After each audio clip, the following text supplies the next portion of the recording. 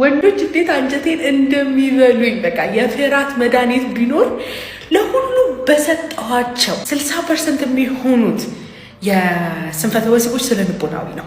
በቃ መፍራት፣ ግንኙነት ላይ መፍራት፣ በቃ ፍርሃታቸውን ሊያጠፋ የሚችል መድኃኒት ብሰጣቸው ምን ያክል ደስ ባለኝ። ግን የለም ፍርሃትን የሚያጠፋ ምንም አይነት መድኃኒት የለም።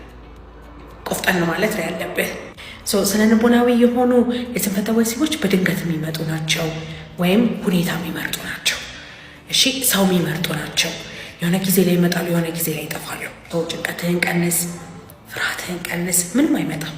አካላዊ የሆኑ ስንፈተ ወሲቦች ደግሞ ካሉ በተለይ በየግንኙነቱ ካለ እና ቀስ ብሎ የሚመጣ ከሆነ ጠዋት ብልት የማይቆም ከሆነ ቶሎ መጨረሳችሁ የሚደጋገም ከሆነ የዛኔ አካላዊ ነገር ነው።